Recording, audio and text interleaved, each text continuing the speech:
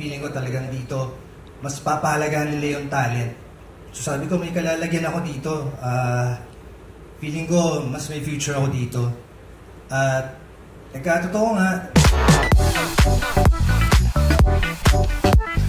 Maraming salamat sa lahat ng pagkakataon at pagtiwala na binigay niyo sa akin. Totoo masasabi ko na nagbago ang buhay ko dahil sa GMA.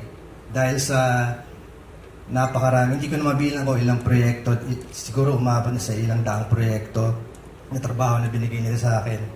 Bago ako pumunta dito sa GMA, nanggaling ako sa ibang network. Naalala ko yung huling taping ko pa doon.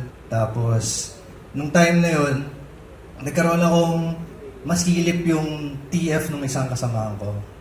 Nakita ko, wow, 15K yung ano yan. Taping niya, per taping niya per day. So sabi ko, kailan kaya ako magkakaroon ng ganitong pagkakataon? Kailan kaya ako magkakaroon ng ganitong klaseng TF? Sigurado, pag nagkaroon ako ng ganitong kalaking TF per day, mas makakaipon ako, mabibili ko lahat ng mga kailangan ko. Tapos, nung time na yun, siguro yung 15K, malaki-laki na yun. Sabi ko sa sarili ko, lilipat na ako ng network at makikipagsaplaran ako sa iba. Titingnan ko yung future ko dun sa kabila. Sabi ko sa sarili ko, pagkatapos na na-realize ko, nung dinala ako nung manager ko nun may manager ako nun, at forever magiging grateful ako sa kanya, kay Popoy Caritativo. Pinakilala niya ako dito sa GMA, sa lahat ng mga bosses dito.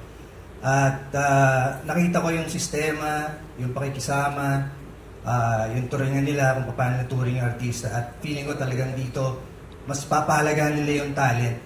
So sabi ko, may kalalagyan ako dito. Feeling ko, mas may future ako dito.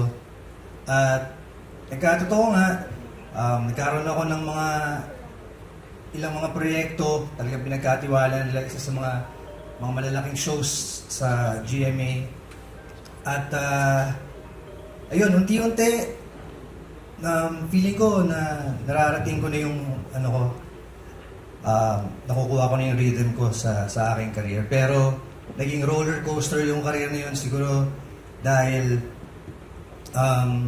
siguro nahirapan akong balansin yung personal ko na buhay tsaka yung career ko. At doon sa roller coaster na yun, nagkaroon ng ilang resurgence yung career ko. At dito sa huling resurgence at resurrection nito, gusto ko magpasalamat sa Agile Entertainment dahil sa kanila, mas nalaman ko na mas marami pa pala akong pwedeng magawa sa career ko at sa buhay ko. At syempre, dito sa GMA, dito nakilala ko rin yung asawa ko. Kaya syempre, kung nasan siya, nandito rin ako. At muli gusto kong magpasalamat sa GMA, sa lahat ng tiwala, sa lahat ng trabaho. Hindi ko makakalimutan, talagang binago niyo yung buhay ko, lahat ng pagkakataon na binigay niyo sa akin. At hindi lang sa akin, kundi sa mga tao sa paligid ko, sa lahat na rin ng mga natulungan ko. Kaya maraming salamat sa inyo. Hindi ko makakalimutan yung pagbabago ng buhay ko na dahil sa GMA. Maraming salamat po. At salamat sa araw na ito. Maraming salamat sa inyo lahat, sa lahat ng mga sponsors na nandito ngayon, sa lahat na nag-ayos nitong araw na to. Thank you po sa inyo lahat. Hindi ko makakalimutan to. Salamat po. Maraming salamat, Sir Dennis Tilio.